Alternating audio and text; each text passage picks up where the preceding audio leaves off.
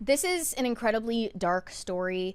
I learned over the weekend that an influencer named Emily Kaiser lost her 3-year-old son. He tragically died while under the supervision of her husband in their home. He drowned to death in the backyard pool. And the most shocking part of the story is, according to the police report about her son's death, her husband was actually inside with his attention divided while betting on sports online. This police report states a $25 wager was placed on Jason Tatum scoring more than 40 points on a sports betting app. The police report also noted that the wager was a winner, paying $102.50. It is clear that Brady Kaiser's attention was divided. Surveillance footage shows that their son was unsupervised for about 9 minutes and was in the water for about 7 minutes before his body was found. And he did not go into the water intentionally. He tripped and fell while playing with an inflatable chair. And the Maricopa County Attorney's Office determined that the father, Brady Kaiser, will not face charges because there was no reasonable likelihood of conviction. So this mostly sparked a lot of debates about parenting and also influencer culture and gender roles, people pointing the blame at either parent, grandstanding about it, and finger pointing about who is to blame for this. And I don't really even want to engage with those conversations because it's distasteful. And clearly these two are going through something incredibly dark right now. I can't even imagine how the father must feel as well. Like, I hope that for their sake, they're able to stay together through this and that this isn't going to destroy their family because they also have a new baby. My goodness. From what I learned looking over Emily Kaiser's Instagram page, she has a large following and she's turned off comments, thankfully. So she's not going to have to see the feedback about this. But the debate about it is incredibly distasteful and trashy. But what I did get thinking about as a result of seeing this post is the growing prevalence of online sports betting and online gambling in general, and how this is especially gaining traction with men, especially young men, some of whom are even underage, like under the age of 18. Yes. So when we were out of town, we went to a Taco Bell. Yeah. Indoor. Like, we actually walked into the Taco Bell. New territory. Interesting. Interesting choice. Late at night. And so we were waiting for our food to be ready. And there was a group of like 4 high school boys at a table this Friday night. And they were talking of nothing but sports betting the whole time. And all I could think about is like, where do they get the money?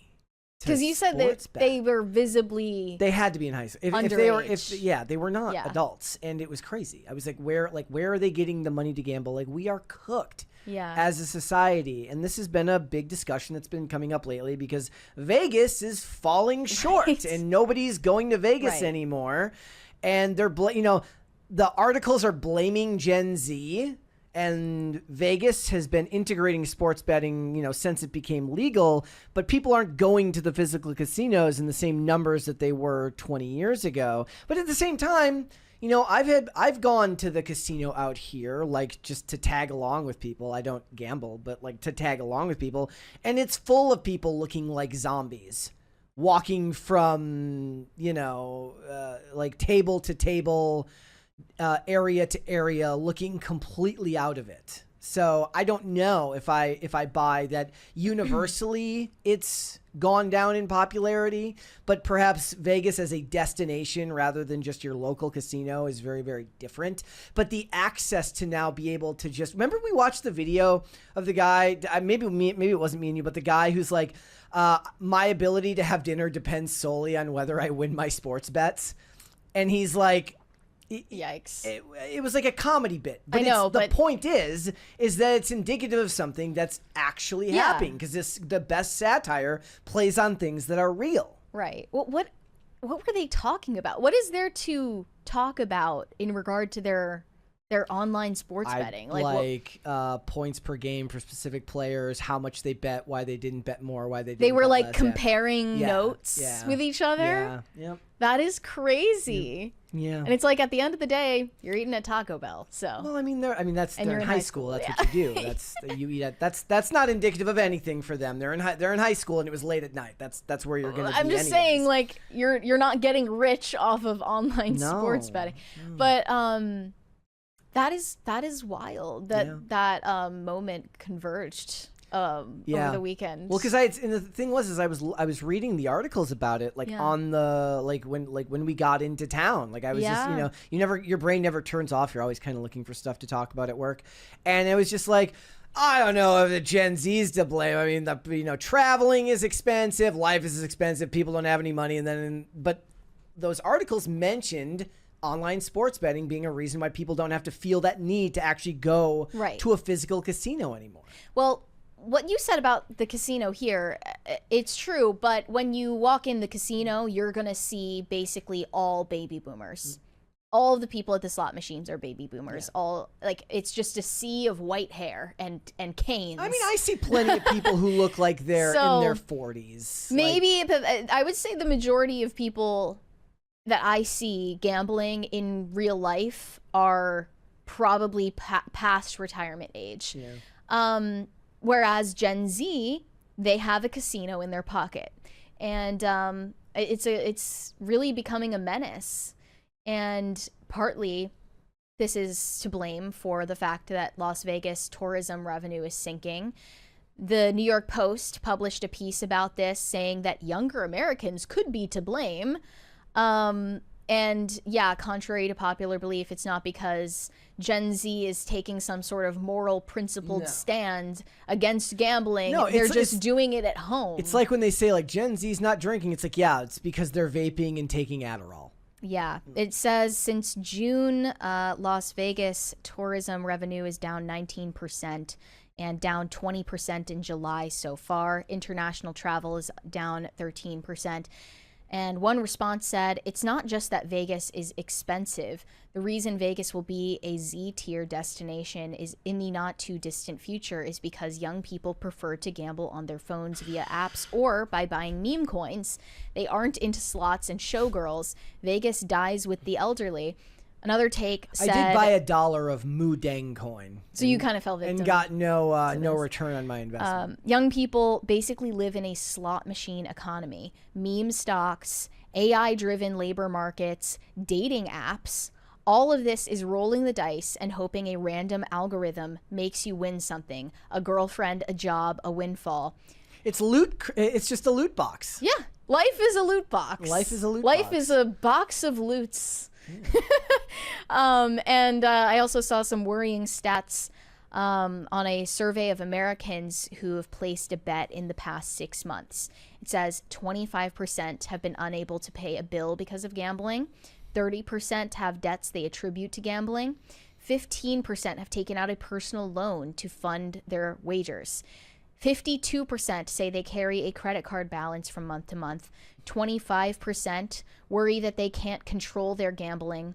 21% say they have verbally abused an athlete, either in person or online. This is hacking people's brains more than we realize and more than we talk about. When you lose, you get irrationally angry at somebody who didn't do anything to you. You did it to yourself. Exactly. And this, of course, has a particular appeal to men more than women because they are less averse to risk-taking. They also have a higher sensitivity to short-term reward seeking. So getting a win on one of these gambling sites has a stronger dopamine reaction in a male brain compared to a woman's brain. And it's especially effective on young men who are even less averse to risk than older men. And it's crazy that that's legal for children. And also I see all the time, just mainstream YouTubers or influencers who take brand deals with DraftKings or these other casino apps. Like this is, I mean, that's what's happened to all of sports. Like baseball is just all DraftKings and sports betting, and they do all of the sponsorships for these companies. Because like we're way past the point where influencers or YouTubers are going to get any pushback from their audience for taking brand deals that are questionable. Like it used to be that you were called a sellout for even having merchandise, and now influencers get praised for taking brand deals, and they're like, their followers are all for it. They feel like they've supported this person to the point where they can get these brand deals, and they're like, get your bag, king. Yeah. But when it gets to the point of promoting gambling sites to an audience that is all ages, I think that's morally questionable. Yeah. Yeah. It is. I did see recently, I was going to make a joke about Pete Rose not being allowed to be in the Baseball Hall of Fame, but I do believe he is now eligible to join the Hall of Fame, and it would be hypocritical for baseball to go all in on sports betting and keep Pete Rose out of the Hall of Fame, because I believe, somebody can correct me if I'm wrong, he only placed bets on his own team or other teams. He never tried to shave points or bet against himself. Wow, this is insane.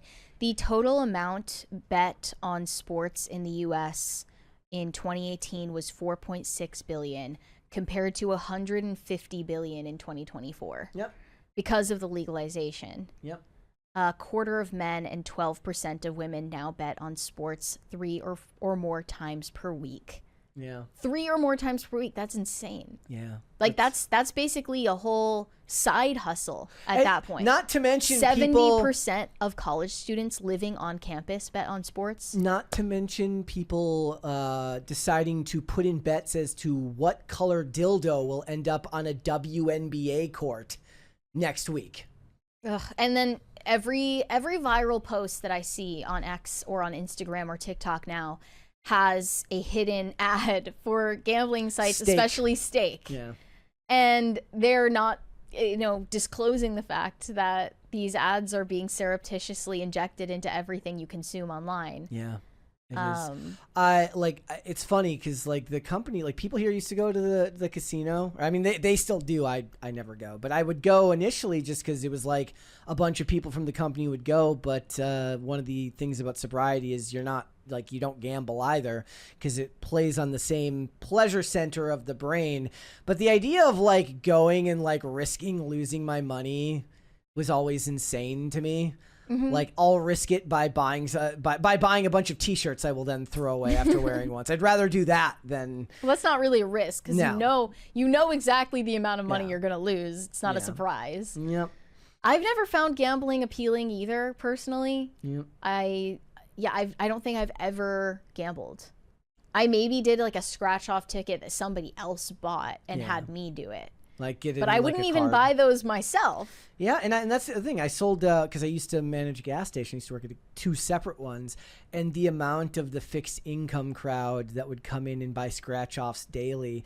Now, to be fair, most of them seemed like normal everyday Joes. They had like a specific amount they allowed themselves to spend every month unless they won, in which they could put that money back into it. I'm like, so what's the point? Right. And it's just about the pleasure center of the brain being like, oh, look, I won. And a lot of those people, they wouldn't actually even play the game. They would just scratch the barcode at the bottom to see if they won.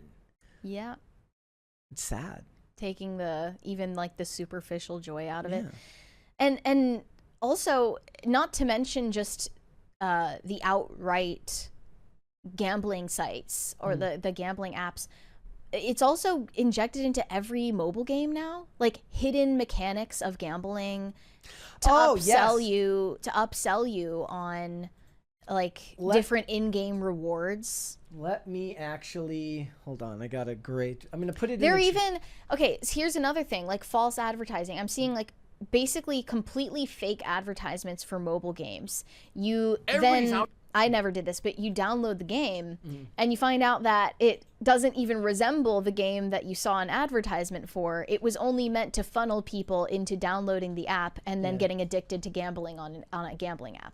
Thanks for watching. Listen to full episodes of Pop Culture Crisis on Spotify. Keep up with us on social media and make sure you subscribe and ring that bell so you never miss the show. Bye, guys.